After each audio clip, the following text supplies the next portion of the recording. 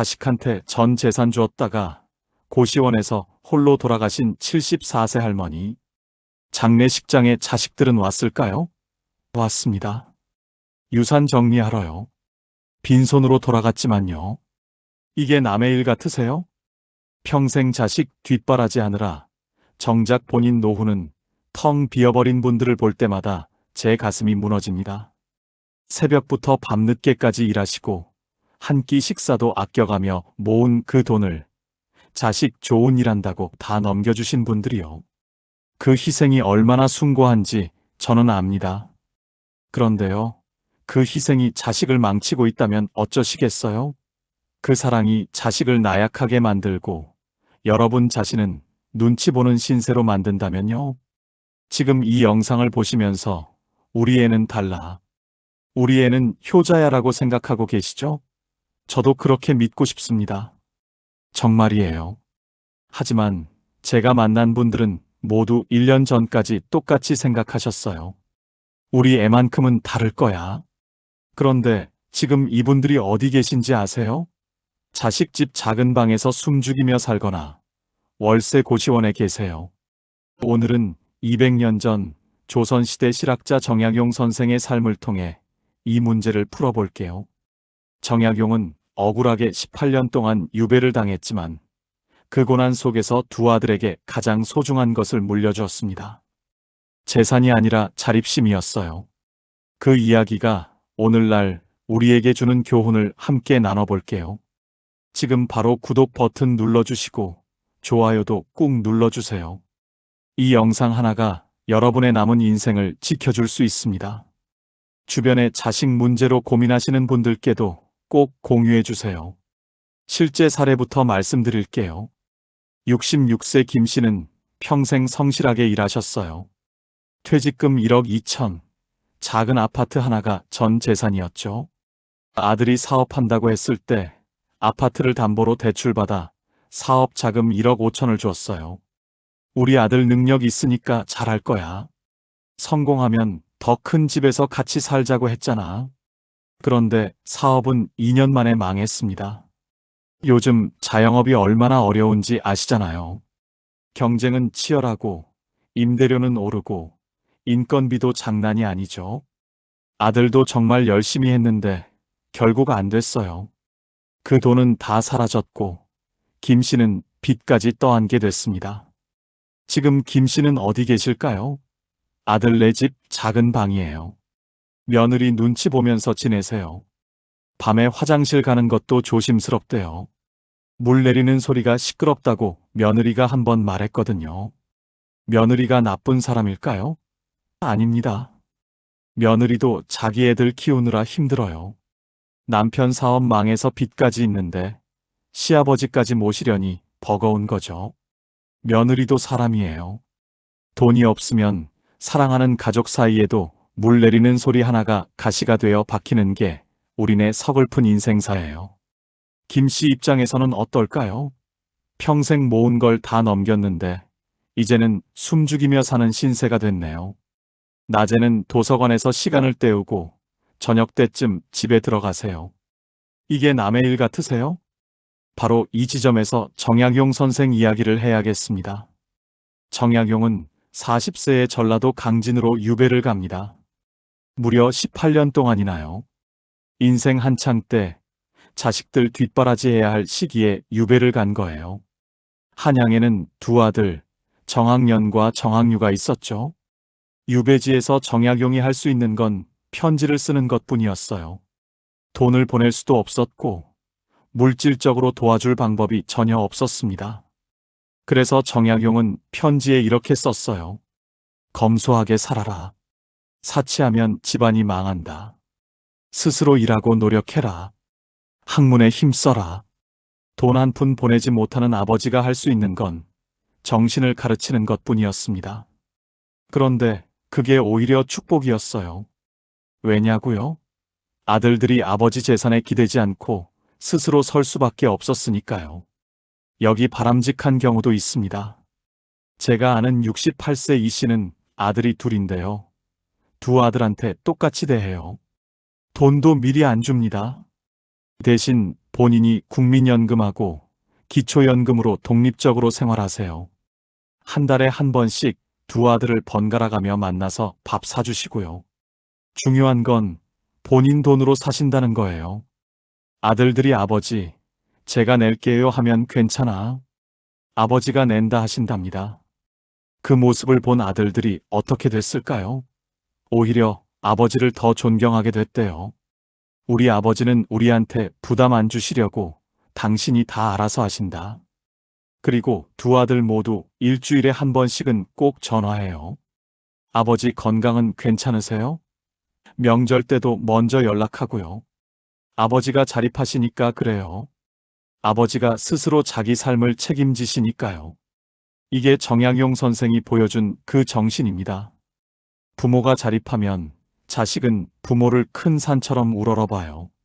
의지할 대상이 아니라 존경할 스승으로 모시는 거죠. 여기서 한 분 더 소개해 드릴게요. 72세 박 씨 이야기예요. 박 씨는 5년 전에 자기가 살던 집을 딸 명의로 증여했습니다. 세금도 아끼고 딸도 좋아하고 다 좋았죠. 명의만 바뀌었을 뿐 박 씨는 계속 그 집에서 살았어요. 그런데 3년 전부터 딸이 그 집을 팔고 싶어 하더래요. 딸도 사정이 있었어요. 애들 학원비, 대출 이자, 생활비에 쪼들리니까 엄마, 이 집 팔아서 더 작은 데로 옮기면 안 될까요? 남는 돈으로 제가 빚도 좀 갚고 하더래요. 박 씨가 그때 깨달았답니다. 내 집이 이제 내 집이 아니구나. 딸 집이구나. 그래서 박 씨가 뭘 했을까요? 남은 예금으로 작은 월세방을 얻었어요. 혼자 독립한 겁니다. 국민연금으로 생활하면서요. 딸한테 이렇게 말했대요. 엄마는 이제 엄마 인생 살 거야. 너희 신경 쓰지 마. 집은 내 마음대로 해. 처음에 딸이 화를 냈습니다. 엄마가 왜 갑자기 이러세요? 하면서요. 하지만 박 씨는 흔들리지 않았어요. 그런데 신기한 일이 일어났어요. 6개월쯤 지나니까 딸이 먼저 전화하기 시작한 거예요. 엄마, 혼자 사시는데 불편한 거 없어요? 하면서요. 지금은 한 달에 2번씩 찾아온답니다. 달라진 게 뭘까요? 박 씨가 자립했어요. 딸한테 의존하지 않았어요. 그러니까 딸도 마음이 편해진 겁니다. 부담이 아니라 진짜 효도를 하고 싶어진 거예요. 자, 이제 구체적인 방법을 말씀드릴게요. 중국 고대 철학자 노자라는 분이 이런 유명한 말을 남겼어요. 물고기를 주면 하루를 살 수 있지만 물고기 잡는 법을 가르치면 평생을 살 수 있다. 이 말이 정약용 선생의 정신과 정확히 일치합니다. 정약용 선생은 유배지에 있어서 아들들에게 물질적으로 줄 게 아무것도 없었어요. 대신 편지로 학문과 자립의 정신을 가르쳤죠. 물고기를 줄 수 없었지만 낚싯대를 준 겁니다. 자식한테 돈을 주는 건 물고기를 주는 거예요. 그 돈은 금방 없어집니다. 그런데 자식이 스스로 일해서 돈 버는 법을 배우게 하는 건 낚싯대를 주는 거죠. 평생 써먹을 수 있어요. 그런데 선생님, 우리 애가 어려워하는데 어떻게 안 도와줘요? 마음이 아프시죠? 저도 압니다. 하지만 지금까지 자식한테 다 줬다고 해서 잘못한 게 아니에요. 부모라면 누구나 그렇게 생각합니다. 자식 좋은 일 하는 게 기쁜 거잖아요. 그건 사랑이에요. 다만 이제부터 조금만 방법을 바꾸면 됩니다. 제가 아는 한 분은 아들이 사업한다고 8천만 원을 줬어요. 사업은 1년 만에 망했습니다. 본인 돈이 아니니까 절박함이 없었던 거예요. 반대로 제가 아는 다른 분은 아들이 사업한다고 했을 때 이렇게 말했대요. 아들아, 아빠가 500만 원은 빌려줄 수 있어. 근데 이건 갚아야 해. 간단하게 차용증만 쓰자. 이자는 안 받을게. 그 아들은요? 정말 열심히 했어요. 이건 내가 갚아야 할 빚이다라는 책임감이 있었으니까요. 사업도 잘 됐고 2년 만에 다 갚았답니다. 그리고 아빠한테 이렇게 말했대요. 아버지, 고맙습니다. 빚이었기 때문에 더 열심히 할 수 있었어요. 차이가 뭘까요? 책임감입니다. 그럼 구체적으로 어떻게 해야 할까요? 제일 먼저 모든 재산을 내 이름으로 유지하세요. 집도, 예금도, 주식도 다 본인 명의로 두세요. 증여하면 세금을 아낀다는데요. 이건 세무사나 재무 전문가와 꼭 상담하셔야 해요. 하지만 세금 몇백만 원 아끼려다가 집 주인이 자식이 되면 그 순간부터 힘의 균형이 무너집니다. 재산이 본인 이름으로 있을 때 자식은 존중합니다. 그런데 재산이 자식 이름으로 넘어가는 순간 부담스러운 존재가 돼요. 슬프지만 이게 현실이에요. 돈을 쥐고 있어야 인격도 지킬 수 있습니다. 그 다음은요, 생활비를 스스로 해결하는 겁니다. 국민연금, 기초연금, 월세 수입 등으로 한 달 최소 100만 원은 확보하세요. 자식한테 생활비 좀 달라 하는 순간 눈치 보게 돼요. 커피 한 잔, 친구들하고 밥 한 끼, 이런 작은 자유가 얼마나 소중한지 아시잖아요. 요즘은 시니어 일자리 사업도 많아요. 체력이 허락하시면 가벼운 일이라도 하시는 것도 좋습니다. 돈도 돈이지만 사회와 연결되어 있다는 느낌이 정신 건강에도 정말 좋거든요. 그리고 자식이 돈을 달라고 하면요, 빌려주세요. 주는 게 아니라요. 간단한 차용증을 쓰세요.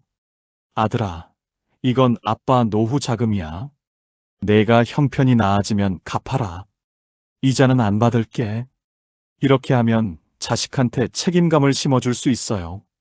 그냥 준 돈은 금방 잊혀지지만 빌린 돈은 양심 있는 자식이라면 갚으려고 노력합니다. 이게 진짜 자식을 위한 겁니다. 마지막으로 건강관리 비용을 확보하세요. 병원비, 약값을 본인 돈으로 낼 수 있어야 해요. 자식한테 병원비 좀 달라 하지 않아도 되는 게 얼마나 큰 자유인지 아시죠? 최소 1년치 의료비는 비상금으로 따로 확보해 두세요. 선생님, 저는 이미 집도 넘기고 돈도 다 줬는데 어떡해요? 괜찮습니다. 이미 준 건 어쩔 수 없어요. 다시 돌려달라고 하면 가족 관계만 나빠지죠. 그보다는 지금부터라도 남은 것을 지키는 게 중요합니다. 지금 손에 남은 게 있나요? 국민연금이라도 받고 계시나요? 그럼 그걸로 독립적으로 생활하세요. 자식한테 추가로 더 달라는 말이 나올 때 단호하게 미안한데 이건 안 되겠다. 이건 엄마 생활비야라고 말하세요. 그리고 자식한테 이렇게 선언하세요. 엄마가 앞으로는 내 일은 내가 할 거야. 너희는 너희 가족 챙겨. 엄마는 괜찮아. 이 한마디가 오히려 자식을 편하게 해줄 수 있습니다. 만약 손에 남은 게 정말 아무것도 없다면요. 기초연금, 기초생활수급 같은 복지제도를 알아보세요. 주민센터에 가서 상담받으시면 도움받을 수 있어요. 부끄러워하지 마세요. 평생 세금 내고 나라를 위해 일하셨잖아요. 받을 자격이 충분히 있습니다. 정약용 선생 이야기로 다시 돌아가 볼게요.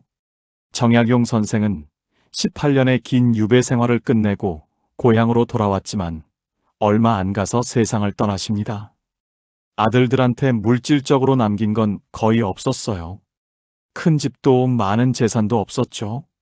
그런데 두 아들은 어떻게 됐을까요? 아들들이 아버지를 원망했을까요?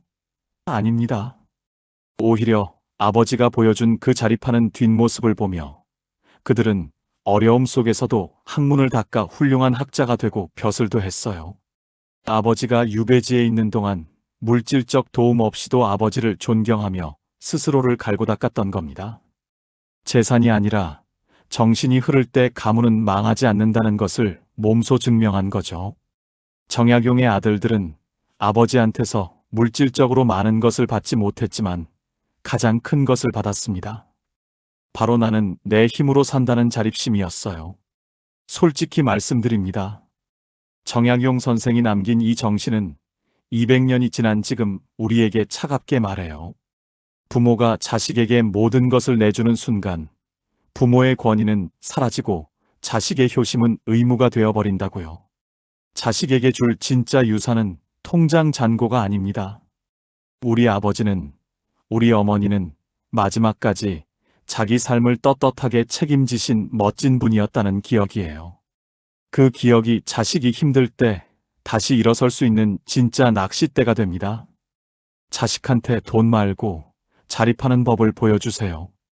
부모가 자신 있게 자기 삶을 꾸려가는 모습, 그게 자식한테 가장 큰 가르침입니다.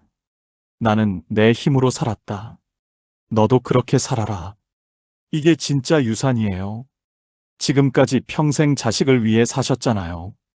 그 희생이 얼마나 숭고한지 저는 압니다. 하지만 이제는 좀 본인을 위해 사세요. 그게 이기적인 게 아닙니다. 그게 자식한테도 좋은 거예요. 부모가 자립하면 자식도 편해요. 부담이 없으니까 진심으로 효도할 수 있는 겁니다. 본인 자신을 위해서 돈을 쓰세요. 좋은 거 드시고 여행도 가시고 친구들과 즐거운 시간 보내세요. 건강하고 행복한 부모를 보는 게 자식에게도 기쁨이거든요. 정약용 선생의 정신처럼 재산이 아니라 자립하는 모습을 물려주세요. 노자의 가르침처럼 물고기가 아니라 낚싯대를 주세요. 그게 진짜 사랑입니다. 오늘부터 이것만 기억하세요. 딱 3가지만요. 하나, 재산은 내 이름으로. 명의를 넘기는 순간 힘을 잃습니다. 둘, 생활비는 내 힘으로. 자식한테 손 벌리지 마세요. 셋, 도와줄 땐 빌려줘요. 주는 게 아니라 빌려주는 겁니다. 이 3가지만 지켜도 여러분의 노후는 달라집니다. 약속드려요. 오늘 이 영상이 도움이 되셨다면 구독과 좋아요 꼭 부탁드립니다. 특히 주변에 자식 문제로 고민하는 분이 계시다면 이 영상을 꼭 보여주세요. 한 분이라도 더 재산을 지키고 존엄하게 살아가실 수 있도록요.